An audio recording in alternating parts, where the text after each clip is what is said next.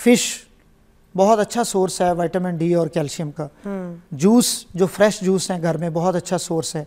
अंडा बहुत अच्छा सोर्स है।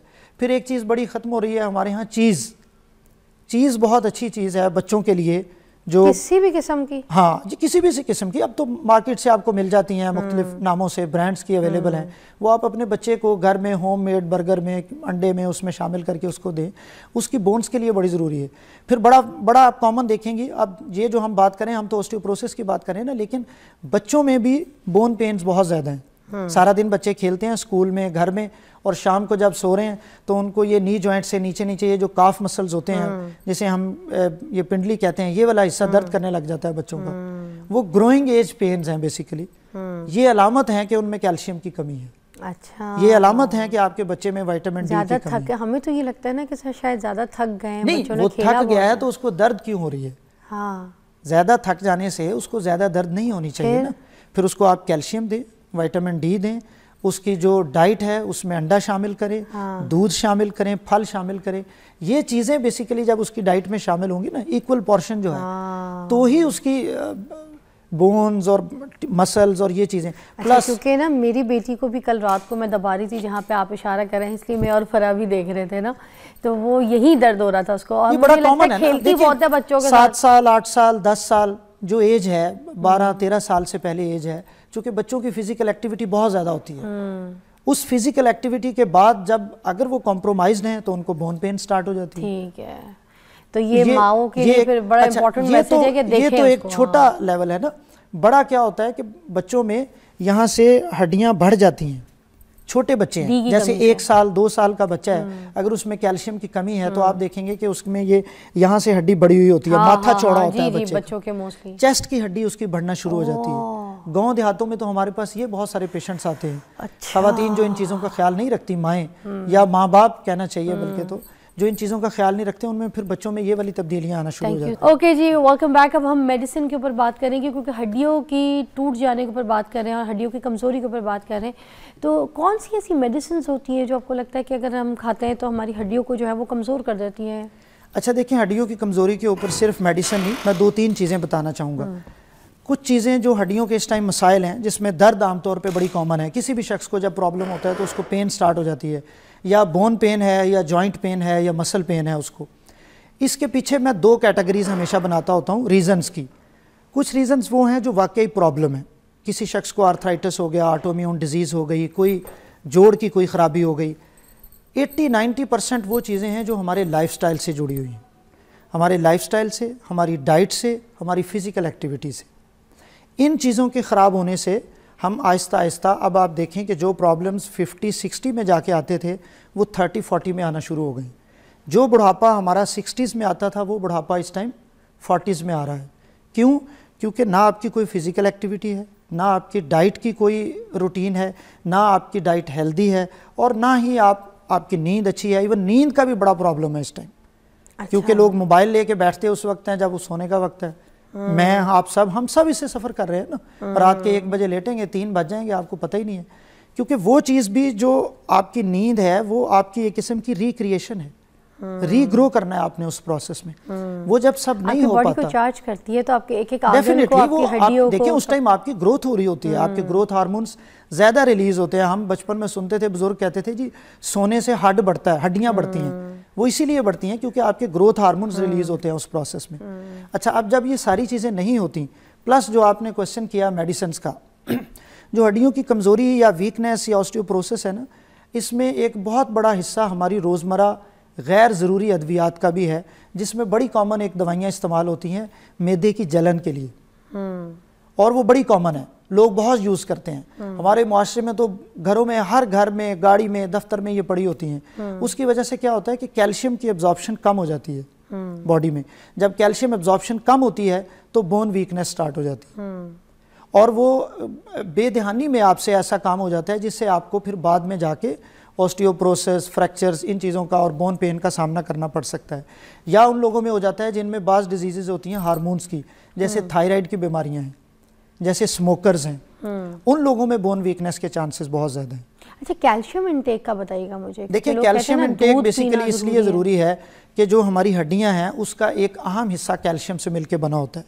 बोन में दो तरह के ऑर्गेनिक, इनऑर्गेनिक हिस्सा होते हैं, मैट्रिक्स होते हैं। अब उसमें एक बड़ा हिस्सा कैल्शियम का है।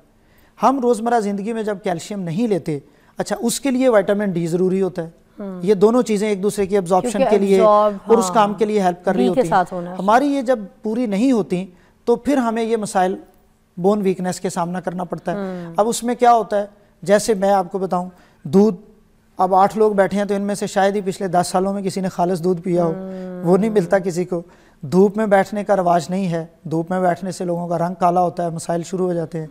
उसके अलावा फिजिकल एक्टिविटी जिस तरह मैंने जिक्र किया, फिर डाइट में जो हेल्दी डाइट होती है, हमारे जो बच्चे हैं वो आजकल ड्रिंक्स बहुत लेते हैं। ड्रिंक्स से क्या होता है, उससे भी आपकी एब्जॉर्प्शन कम हो जाती है विटामिन डी और कैल्शियम की। फिर ये जो बर्गर और इस तरह की चीज़ें, पिज़्ज़ा, ये बड़ी कॉमन है। उससे क्या होता है कि आप जब हेल्दी डाइट नहीं लेते तो आपकी ओवरऑल बोन वीकनेस स्टार्ट हो जाती है। उससे फिर आप ऑस्टियोपोरोसिस की तरफ चल पड़ते हैं। तो ये एक लाइफस्टाइल पैटर्न, जिस तरह मैंने आपको हम मल्टीविटामिन्स की शक्ल में ले लें, कुछ ऐसे हम लोग देखिए ज़रूर लेनी चाहिए, उसके लेने में कोई हर्ज नहीं है, लेकिन डॉक्टर की रिकमेंडेशन से। मसलन मैं मगर वो पूरी कर सकती हैं, वो चीज़ें पूरी कर देंगी, जैसे बिल्कुल पूरी हो जाती है। जैसे विटामिन डी है, विटामिन डी का देखिए, विटामिन डी का कैप्सूल आता है जिसकी स्ट्रेंथ होती है 2 लाख इंटरनेशनल यूनिट्स। वो आप हफ्ते में 1 ले लें, 2 हफ्ते में 1 ले लें, तो आपकी जो डेली रिक्वायरमेंट है वो पूरी हो जाती है। यस, लेकिन कभी कभी आप अपना टेस्ट भी करवाएं। विटामिन डी का टेस्ट बड़ा सिंपल है, डॉक्टर से रिकमेंड करवाएं या किसी लेबॉर्ट्री में चले जाएं, विटामिन डी का टेस्ट हो जाता है। एक पेशेंट मेरे पास आए जो विटामिन डी हर हफ्ते ले रहे थे, जब उनका टेस्ट करवाया तो उनका विटामिन डी 110 था। नॉर्मली जो है वो 30 से 100 तक होता है, तो ठीक है, इसकी वैल्यू। तो अब वो ले रहे हैं ना, रूटीन में ले रहे हैं, उनको पता नहीं है, तो फिर इसलिए ये ज्यादा भी हो जाता है। तो ऐसे पेशेंट को फ्लश आउट करवाना पड़ता है? नहीं, बस उनका रोक दें आप थोड़ी देर के लिए, तो फिर थोड़े अरसे बाद वो मैनेज हो जाता है। ठीक हो जाता है। बहुत ज्यादा हो तो फिर तो टॉक्सिसिटी होती है ना। तो उस तरफ जाने से पहले ही कहने का मतलब ये है कि आपने अननेसेसरी ये नहीं लेने। अच्छा, डी अगर बढ़ जाए तो भी खतरनाक होता है? यस, उससे भी बोन पेन और ये मसाइल स्टार्ट हो जाते हैं, उसकी टॉक्सिसिटी हो जाती है ना। और इसलिए हम बहुत हमेशा ये कहते हैं कि इसका टेस्ट कभी ना कभी साल में 1 दफ़ा, 2 साल में 1 दफ़ा, या जब आप ये सोच रहे हैं कि आपने ये विटामिन लेने हैं तब। लेकिन विटामिन से ज़्यादा ज़रूरी ये है कि जब आप अपनी डाइट से ये चीज़ें ले सकते हैं। जैसे आजकल तो मौसम है डाइट का, फिश बहुत अच्छा सोर्स है विटामिन डी और कैल्शियम का। जूस, जो फ्रेश जूस हैं घर में, बहुत अच्छा सोर्स है। अंडा बहुत अच्छा सोर्स है। फिर एक चीज़ बड़ी ख़त्म हो रही है हमारे यहाँ, चीज़ बहुत अच्छी चीज़ है बच्चों के लिए, जो किसी भी किस्म की, हाँ जी, किसी भी किस्म की। अब तो मार्केट से आपको मिल जाती हैं, मुख्तलिफ नामों से, ब्रांड्स की अवेलेबल हैं। वो आप अपने बच्चे को घर में होममेड बर्गर में, अंडे में, उसमें शामिल करके उसको दें, उसकी बोन्स के लिए बड़ी ज़रूरी है। फिर बड़ा आप कॉमन देखेंगी, अब ये जो हम बात करें, हम तो ऑस्टियोपोरोसिस की बात करें ना, लेकिन बच्चों में भी बोन पेन्स बहुत ज़्यादा हैं। सारा दिन बच्चे खेलते हैं स्कूल में, घर में, और शाम को जब सो रहे हैं तो उनको ये नी जॉइंट से नीचे ये जो काफ मसल्स होते हैं, जिसे हम ये पिंडली कहते हैं, ये वाला हिस्सा दर्द करने लग जाता है बच्चों का। वो ग्रोइंग एज पेन्स हैं बेसिकली। ये अलामत है कि उनमें कैल्शियम की कमी है। अच्छा, ये अलामत है कि आपके बच्चे में विटामिन डी की कमी है। हमें तो ये लगता है ना कि शायद ज़्यादा थक गए। नहीं, वो थक गया है तो उसको दर्द क्यों हो रही है? हाँ, ज़्यादा थक जाने से उसको ज़्यादा दर्द नहीं होनी चाहिए ना। फिर उसको आप कैल्शियम दें, विटामिन डी दें, उसकी जो डाइट है उसमें अंडा शामिल करें, दूध शामिल करें, फल शामिल करें। ये चीज़ें बेसिकली जब उसकी डाइट में शामिल होंगी ना, इक्वल पोर्शन जो है, तो ही उसकी बोन्स और मसल्स और ये चीज़ें। प्लस क्योंकि ना मेरी बेटी को भी कल रात को मैं दबा रही थी, जहाँ पे आप इशारा कर रहे हैं, इसलिए मैं और फरा भी देख रहे थे ना, तो वो यही दर्द हो रहा था उसको। और बड़ा कॉमन है, खेलती बहुत है बच्चों के 7 साल, 8 साल, 10 साल जो एज है, 12-13 साल से पहले एज है, चूँकि बच्चों की फिजिकल एक्टिविटी बहुत ज़्यादा होती है। उस फिजिकल एक्टिविटी के बाद जब अगर वो कॉम्प्रोमाइज्ड हैं तो उनको बोन पेन स्टार्ट हो जाती है। ठीक है, तो ये माओ के लिए फिर बड़ा इंपॉर्टेंट मैसेज है कि देखें। ये तो एक छोटा लेवल है ना। बड़ा क्या होता है कि बच्चों में यहाँ से हड्डियाँ बढ़ जाती हैं। छोटे बच्चे हैं, जैसे 1 साल 2 साल का बच्चा है, अगर उसमें कैल्शियम की कमी है तो आप देखेंगे कि उसमें ये यहाँ से हड्डी बढ़ी हुई होती है, माथा चौड़ा होता है बच्चों के मोस्टली, चेस्ट की हड्डी उसकी बढ़ना शुरू हो जाती है। गांव देहातों में तो हमारे पास ये बहुत सारे पेशेंट्स आते हैं। खवातीन जो इन चीज़ों का ख्याल नहीं रखती, माएँ या माँ बाप कहना चाहिए बल्कि, तो जो इन चीज़ों का ख्याल नहीं रखते उनमें फिर बच्चों में ये वाली तब्दीलियाँ आना शुरू हो जाती हैं। थैंक यू सो मच, बहुत बहुत शुक्रिया। बड़ा अच्छा ये टॉपिक है हमारा, मुझे लगता है ये बार बार हमें डिस्कस करना चाहिए अवेयरनेस के लिए ख़ास तौर पे। आपकी बहुत बहुत शुक्रिया वक्त और रहनुमाई का।